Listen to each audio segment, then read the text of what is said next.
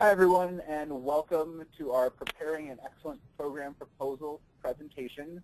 This is a sponsored webinar for the GLACUHO Programming and Development Committee.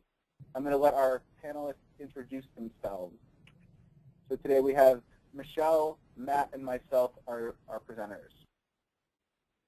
Good afternoon, everyone. My name is Michelle Sujka, and I am one of the assistant directors at the University of Cincinnati. I've been working with this specific committee for one semester, and I have presented 6 sessions at 4 different GLACUHO conferences, as well as a session in another region. Good afternoon, everyone. My name is Matt Hageny. I'm a resident hall director at Ball State University in beautiful Muncie, Indiana. This is my 2nd year working with the Programming and Development Committee here in GLACUHO. I have not personally presented in the GLACUHO region, but I have presented before in the AIMHO region, my previous region, and I have also been a reviewer within the GLACUHO region. Like I said, this is my 2nd year, so welcome. And my name is Zac Birch. I'm a hall director at Ferris State University, and I've worked with the T&D committee for the past 2 years, and I've presented 3 programs at GLACUHO for the past 3 years. That's a little bit about us. So we are part of the committee that does put together the programming block for the conference. So today we're going to talk a little bit about programming and what does that look like. 2 years ago, we took a survey of our membership, and we got a list of ideas for which people were interested in having presentations on. Those were wide-ranging, from issues like public-private partnerships, student spirituality and faith development, leadership programming, moving around the region and up into the field. So there's multiple ideas. Whatever you come up with is something that probably someone is asking questions over. So we don't limit our topical areas to simply the ones that we have listed on our website. Those are simply idea starters.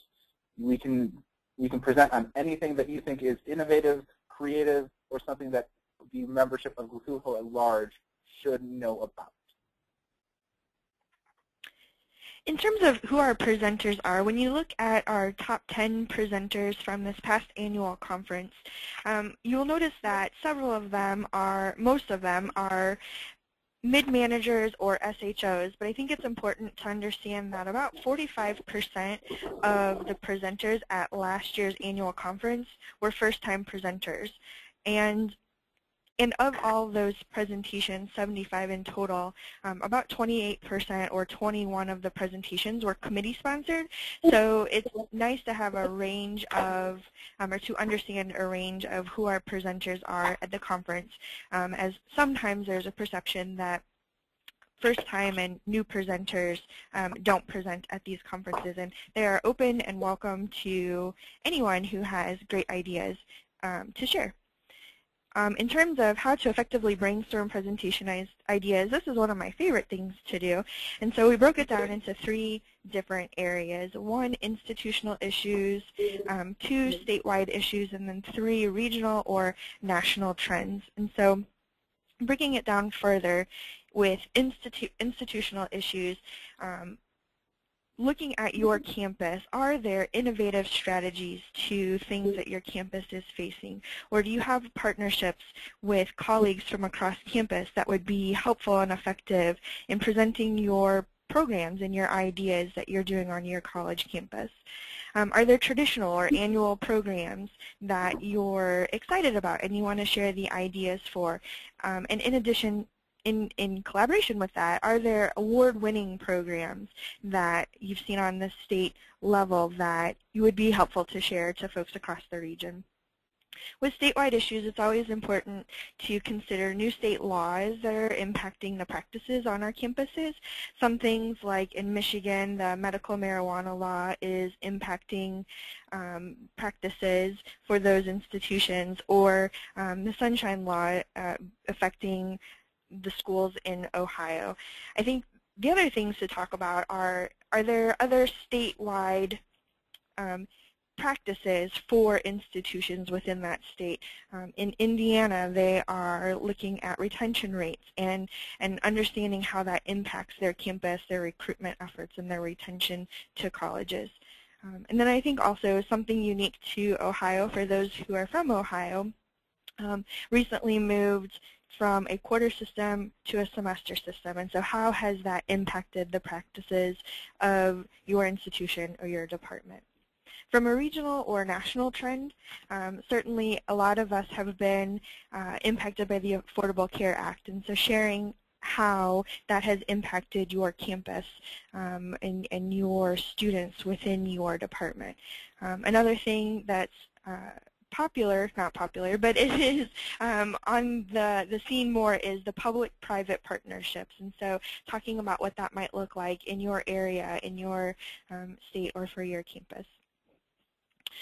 Sometimes presenting alone is a little bit intimidating, and so finding a co-presenter is always encouraged.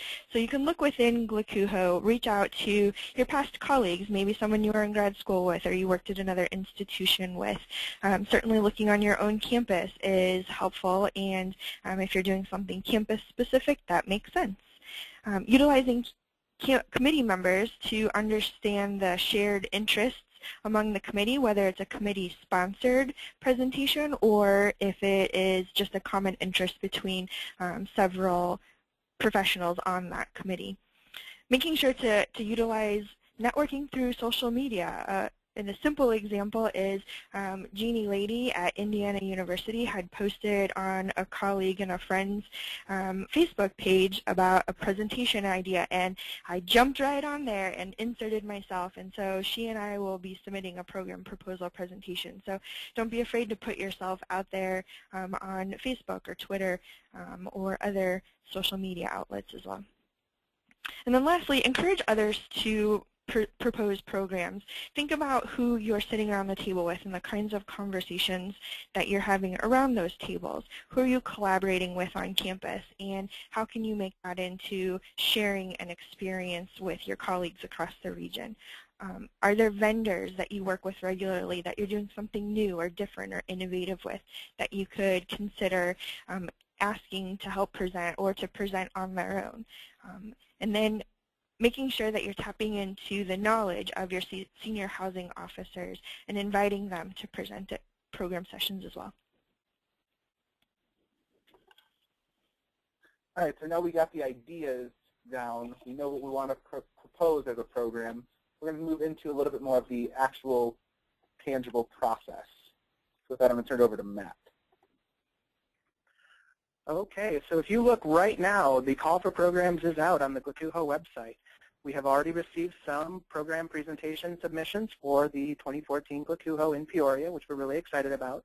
But we're hoping that you're joining us today because you're excited and interested in possibly submitting a program proposal as well. So like Zac said, we're going to kind of go through what that process looks like here over the next few slides. So those proposals are due May 14th, like I said, on the GLACUHO website. And then following that, the committee, the Programming and Development Committee, will meet in June to review all of the program submissions. So it becomes our role to really look through and take a critical lens on all of the program proposal submissions and really work to select the best, most diverse, and potentially most effective program proposals to be presented at our annual conference. So that becomes the role of the committee. We're going to tell you here in a few slides kind of exactly what things we look for and what items specifically can cause us to question a proposal or to really greenlight a proposal. So hopefully that'll be helpful. Those decisions will be announced sometime in late June or early August. That happens after we've already slated the schedule for GLACUHO. So we do wait a bit on that. We give you plenty of time to get your presentations together between when we announce them and when the actual conference is. For those individuals that are not accepted or proposals that are not accepted, sometimes they are waitlisted. So we want to give you just a little bit of information about what the difference is between an accepted or what it means to be waitlisted. There are a lot of reasons why the Programming and Development Committee would waitlist a proposal. Sometimes there's too much feedback. There are some questionable things where we don't know that maybe bit off a little too much, or we don't know that the proposal that you've submitted will be necessarily effective, or we just haven't quite gotten ironed out there. So we want to kind of send it back to you with some feedback and ask for some changes. Sometimes there are just too many topics or too many proposals submitted on one topic. So, for example, last year, with the contemporary issue being surrounding the idea of student leadership, we saw a lot of those involved. We saw a lot of great proposals. We really weren't able to, we don't want every single program at GLACUHO to be surrounding one topic. So sometimes we just have to pick the best handful as opposed to, having 20 topics on the same, or 20 proposals on the same topic. And sometimes we get a lot of proposals that are targeted at the same population. As Michelle kind of said earlier, there's a lot of different folks within the GLACUHO region, ranging from new professionals to those chief housing officers.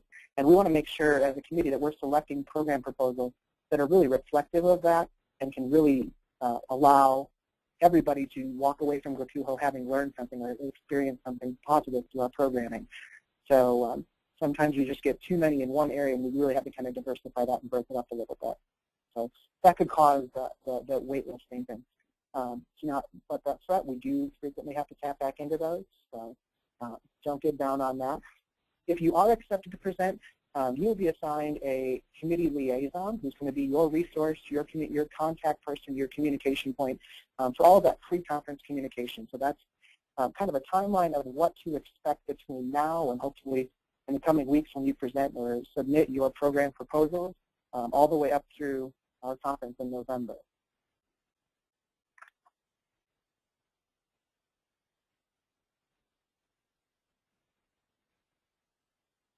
So let's talk a little bit about what makes a good program, or what makes a good program proposal. What are the things that the Programming and Development Committee are really looking for when we sit down to review program submissions? So first and foremost, we're looking for programs that are engaging.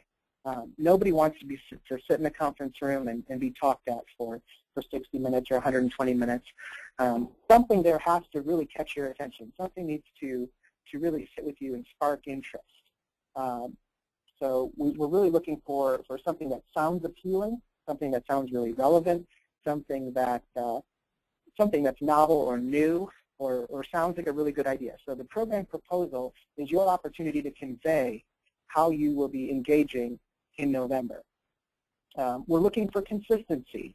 When I say consistency, I'm asking, does your abstract match your title? Do your learning outcomes align with all that you say you're going to do in your outline? And we're going to talk about what specifically those things mean if you're not familiar with an abstract or how to set that or what the form looks like. We're actually going to go through it here in a couple of slides. But really it's important that if you're sharing that you're going to present on a certain topic, that your whole program proposal is consistent as one. We're looking for clear objectives.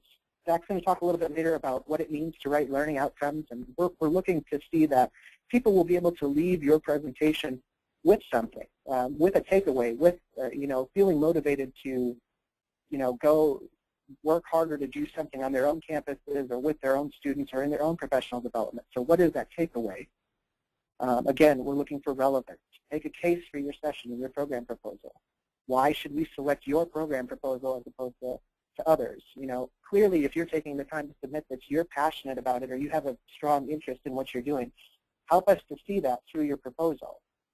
And finally, is the information that you're hoping to provide, or is the work that you've done that you want to present on, is that applicable to others or at other institutions? So not just saying, here at Ball State, I did this really great thing, and this is how I made it happen. Taking it one step further and really showing us, well, how are you going to be able to communicate that this could be effective in another institution or for other individuals just because you had this really great, very specific learning moment? How are you going to be able to kind of translate that into something that other professionals or other peers could really benefit from? So those are some of the things that we're really looking for in a good program or a good program proposal. Zach, do you have anything to add on that? No, for me, a lot of it boils down to something that's going to keep people actively engaged and actively learning while they're at the conference. And I need to see that very clearly from the very beginning of your title to the very end of your abstract. We'll talk about this a little bit later as well, but we don't need the entirety of the program planned out minute by minute at this point in time. So we don't need every little detail right now, but we want you to have it well thought out enough so that you can see where you're going and understand how this is going to be an effective program for the membership of GLACUHO.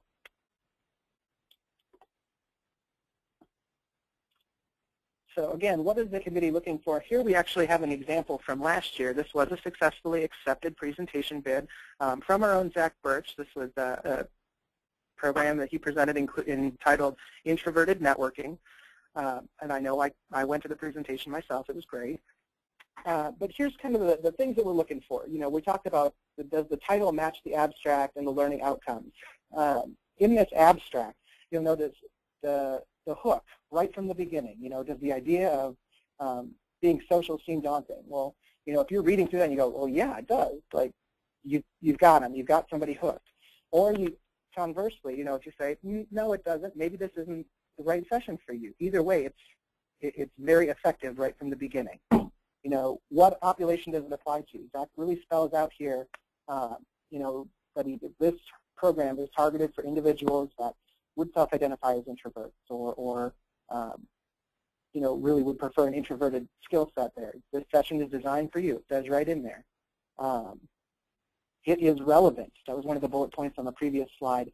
You know, it talks about professional development and networking, two of the things that you hear a lot about at conferences or within the field today. If you look at the outcomes, they're very specific. So Zac did a great job of kind of outlining exactly what he hopes participants or individuals who attend this session will walk away with. They really do seem to match. Like, you know, I can read, they're going to understand this concept of new principles for introverted networking. Well, that aligns both with the topic and the abstract perfectly. So really just making sure, again, that all of this is consistent. Lastly, the session outlining here, it makes sense. It's broken down, not overly specific in the sense that it doesn't go minute by minute. It does say kind of 10 minutes at the beginning there for intros, and if I recall correctly, there was no activity done. But reading through this from the perspective of the Programming and Development Committee, I can say, okay, well, they're going to start with a discussion. Then he's got some theoretical framework there that he's going to try to bring in some examples and conversation. Oh, then it's going to move to, you know, like a discussion or a sharing component. That seems very logical, it seems very linear, and it seems very doable within the section length of a standard 160-minute session, which is outlined on there. So this, we thought, was a really good example to kind of show you all the things we were talking about on the previous slide. So submitting your proposal. Go ahead, Zac. I was just going to give you a little bit of a break there. So when you are getting your information together to submit your own proposal, this is screenshots from the website of what you're going to be needing to implement into the proposal. So your information about yourself, who you are, where you work, what your professional title is, how many years you've been working in the field, any kind of contact information that we will need for you, and whether or not this is your first time presenting. Like Michelle said, we did have a lot of first-time presenters, and that's something that we encourage. This is an excellent opportunity to share your knowledge and become an expert in one thing for the association. If you have additional presenters that you're going to be going with, they need to be listed out as well. Same material, so personal information, how they're going to be contacted, all that stuff. And then we move into more of the specific programming information. So we'll start off with the title. Make sure it's something that's engaging, something that people will attach themselves to. Next, we're going to talk about a little bit about how you're going to present. Is there going to be activities? Is it a case study? Is it a discussion? Are you bringing together a panel? Or is it going to be more of a standard lecture-style presentation? Is it going to be a roundtable where we're talking about an issue with colleagues and peers from across the region? We offer two types of sessions. One is a standard 60-minute, and one is an extended session, so it's 120 minutes. So as you're putting together your outline and putting together what you want to do, reflect on how much time you will need. Because 60 minutes and 120 minutes are very different styles of presentation. Sometimes you can only bring so many people into your presentation, so if there's a limit, we need to know that so we can make sure that put it in a session time slot where there's not going to be everybody trying to rush to that program and there's not enough sessions for everybody to go to. Is this a sponsored program? Like Michelle said also, we have a lot of committees that want to sponsor programs, and that's a great way for our first-time presenters to get actively engaged and involved with our association. So we want to know, is this something that a committee is helping you put together? Because we want to make sure we're getting well-rounded representation of our committees, as well as people who are presenting on various other topics. And Matt, if you want to take it from here. Sure. So looking at the rest of the form, it's going to ask you for a target audience. This can be something that scares folks or folks dismiss really easily, but we really want you to give some thought to this. Who's going to benefit most from your presentation or your program or your activity, whatever it is that you are proposing to the committee? Who's going to benefit most? So is it something that truly anyone or a general audience can benefit from? Or are you a mid-level professional really trying to focus the presentation on maybe some of the steps that you've seen be successful in the transition from an entry-level to mid-level? That might be more targeted at our graduate students or an entry-level professionals than, say, our senior housing officers. So take the time to think about who's going to benefit there. Don't just automatically select a general audience. Targeted institution type.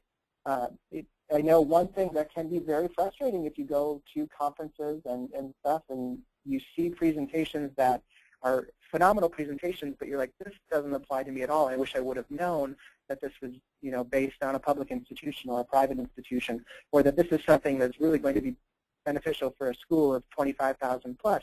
And that's just not where you're at personally or your personal professional career. So that's why we asked for a targeted institution type.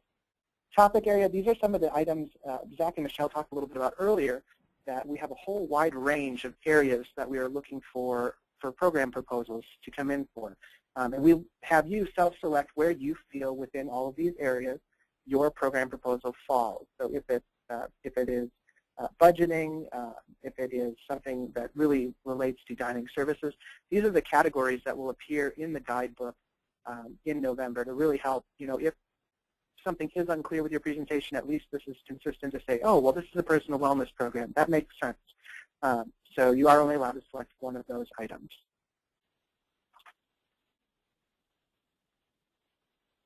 The last couple areas, some of the meat and potatoes of your program proposal, the abstract, the outcome, and the outline. We're going to talk about the abstract and what makes a successful abstract next here, and then followed by a little bit more discussion on learning outcomes, how to write them. That is an art form that not everyone is skilled at, but that you can definitely do yourself. And then kind of breaking down what that program outline is. Like Zac said earlier, that program outline is supposed to give us an understanding of how you're going to accomplish all of your goals, how you are going to utilize all of the items that you have indicated in your program proposal, and how you're going to make that fit in 60 minutes or 120 minutes based on what you are, either one you selected. There are a number of proposals I'm thinking of last year that came in with some really great ideas and some really well-developed thoughts on how they would engage participants and really what activities they would have them doing. But when the committee reviewed it, we just kind of had to sit there and say, there's really no way this is going to fit in 60 minutes. And that, so we challenge you to think about that. How does your whole, how does your proposal break down? And like Zac said, it doesn't have to be down to the minute, but really just giving us a good idea of how you're going to utilize that time.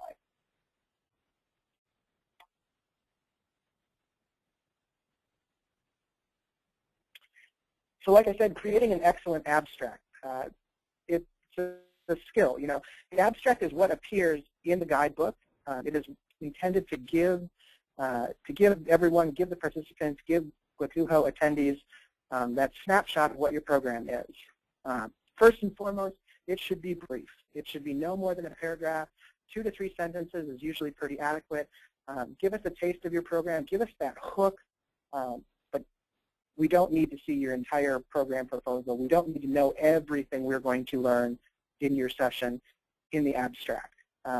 If you do that, people just aren't going to be able to read through it, and it will not be effective. So going right along with that, detailed but not too detailed. We do need to have a good understanding of what it is you're going to be presenting. So we have some examples on the next slide that we thought were really, really good from last year's presentation. Intersecting, what is that hook? Trying to get people in, and then lastly, remember that this is what goes in the guidebook. So you see Zac Birch here. We have 3 different abstracts. Each one of them has a little bit different strength to it. The first one was actually our GLACUHO award winner last year from the group at SIU Carbondale, Intersectionality and Leading, incorporating intersectionality into leadership development. This one does a really great job of kind of explaining a topic that not everyone knows what it is. The first thing it does is introduce the concept of intersectionality, so that you read this title and you go, oh, I'm not really familiar with that. It tells you what it is, and then it tells you how you're going to get folks, what else they're going to do with the program. The Weathering the Storm, this is actually presented by Allison, our committee chair, and a few other folks from around the region. Again, it draws you in right away with an experience that many people can really relate to. Talk about personal grief and loss, figuring out, oh, okay, I can really do this. And then it gives us just a few sentences there on exactly what they're going to do, and poses a few theoretical questions that hopefully will be answered by their presentation. And then the last one was shorter example than the other 2, presented here by some folks from Illinois State. It targeted a little bit different audience than the first 2. So we wanted to give you some examples of successful program submissions from last year, some successful abstracts. So, Zac, any commentary on that? No, I think we're doing all right. In terms of just make sure it's brief and detailed, but not overly detailed. Mm-hmm. It's finding that nice balance between the 2. So then last, just here looking at timing and the program structure, like Zac mentioned earlier, you can do a 60-minute or 120-minute session. We don't do a lot of 120-minute sessions just to allow us to have the most possible sessions within the limitations of the GLACUHO conference. However, if you have something to present and you really feel that 120 minutes would be truly necessary and folks would really benefit from your proposal, please, we encourage you to submit that. There have been some great long sessions over the last year or so please do that. The things that the committee specifically is looking for relative to timing and structure, again, can you do it all within the time frames? Do you have time for questions? If you're running a program proposal and you have every single minute of that 60-minute session filled, we're hoping that you have some time for questions that can really engage the audience. Are you going to realistically be able to meet your objectives that we've seen in the program submission or the program proposal in that 60-minute time frame or in that 120-minute time frame? And then conversely, some folks, do you have enough to fill a 60-minute time frame? If you submit a proposal where you say you're going to introduce yourself and you have just 2 bullet points on some very elementary concepts and sharing experience, we may question, is this something that might very well be plenty to fill a 60-minute session? You just got to make sure that that is conveyed in the program submission. So just be mindful of timing and what you're planning to do with your time. All right, thank you, Matt. Now I'm going to talk a little bit about learning outcomes. Learning outcomes are something that I think many people were struggling with last year in terms of making sure that we are being able to assess what the learning is. So when I think about writing learning outcomes, I immediately go to Bloom's taxonomy. I'm also a big theory nerd, so this is kind of where I really excel. So just realizing that sometimes the words that you're putting into your learning outcomes may not be the strongest. For example, words such as be exposed to, understand, know, become familiar with, not necessarily able to be measured, not necessarily able to be assessed, versus some of the more action-oriented words that Bloom offers.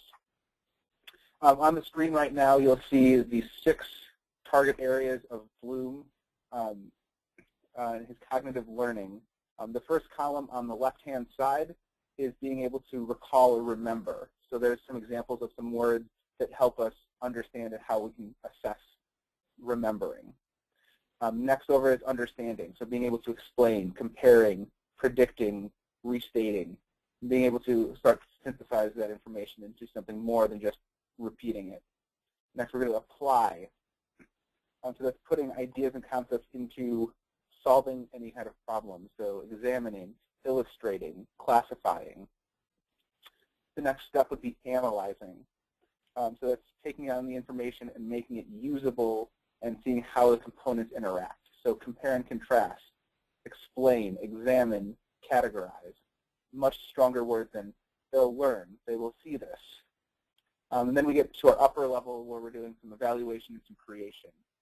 Evaluation is being able to judge and understand the value of information based on various criteria. So is this event, this program that was presented, am I going to be able to take it back? What am I going to be able to evaluate on my own campus because going through this?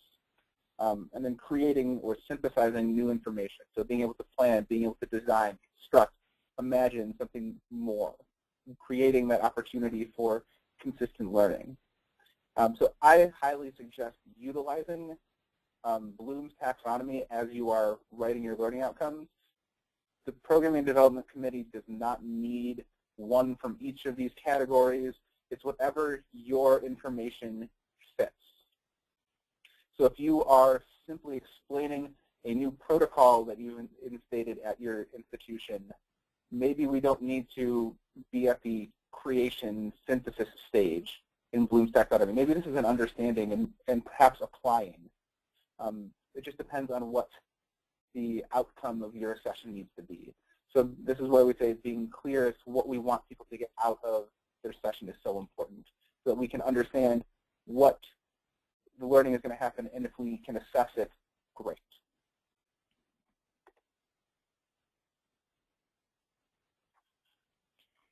Okay, so we have learned a lot today about our program proposal submissions and the steps that it takes, and so we have a few tips for our first-time proposers out there.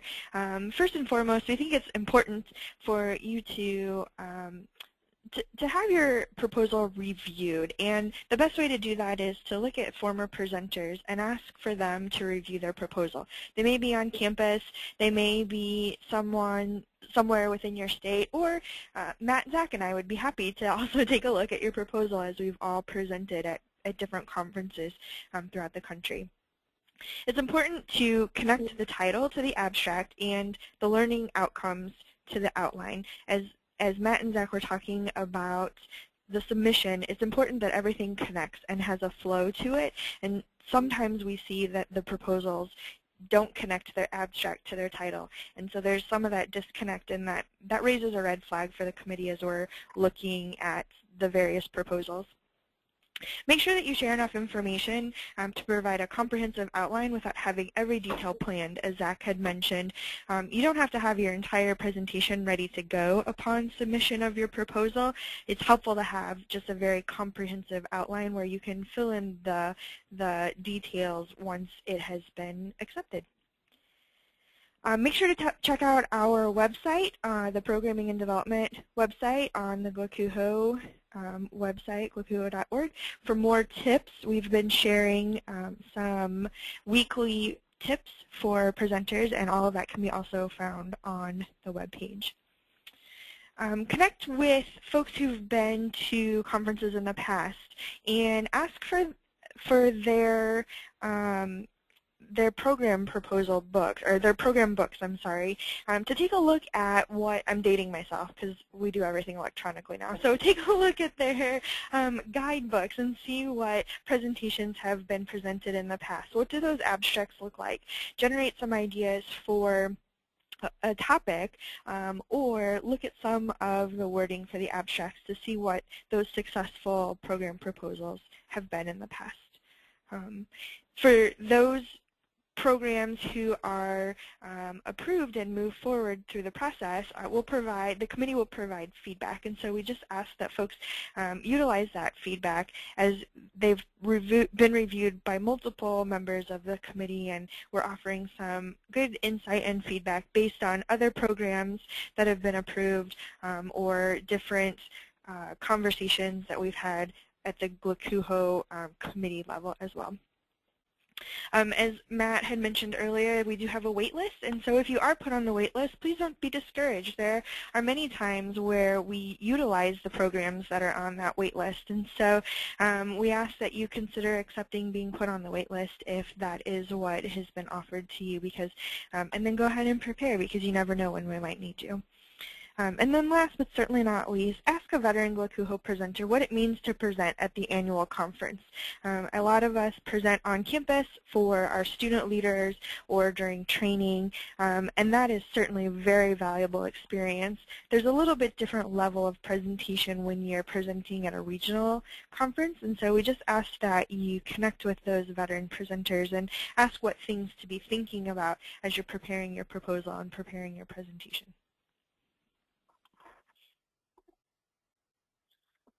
So with that, we'd like to thank you for taking some time to learn a little bit more about our program proposal process.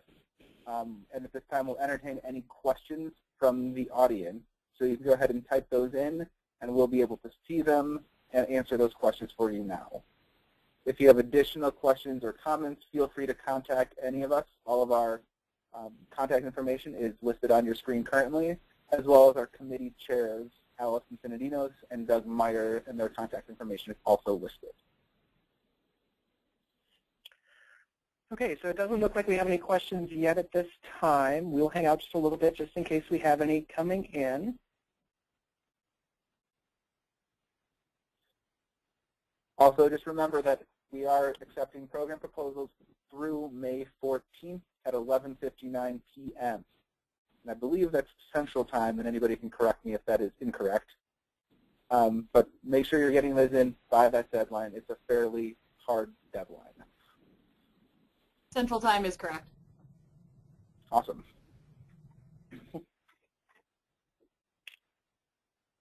All right, still not seeing activity on the questions page. So at this time, I'd probably say if you have any questions, please feel free to contact us. Like Zach said, we can definitely get those answered for you or connect you to the folks that can. But nothing coming in right now. Okay, right, thank you to our presenters. Again, on behalf of the Programming Development. Sorry, Zach, this is Eric. Go ahead and finish up. I was just going to say, on behalf of the Programming Development Committee, thank you for spending a little bit of your afternoon with us. Yes, everyone, just a reminder, we did record this, so if you'd like to review any of the information or if you'd like to share it with someone, it will be on our website. One of the new features that we're going to be offering with this is we'll be posting the video in our discussion forums on the GLACUHO website and allow you the chance to interact in an interactive message board feature. So to access that, just go to glacuho.org, go to the resources heading, and the second option down says discussion forums. Once you're there, you'll see a category for 2014 annual conference, and within that is where we will post this, as well as give you an opportunity to interact with us. Thanks for your attendance today, and we look forward to your program proposals.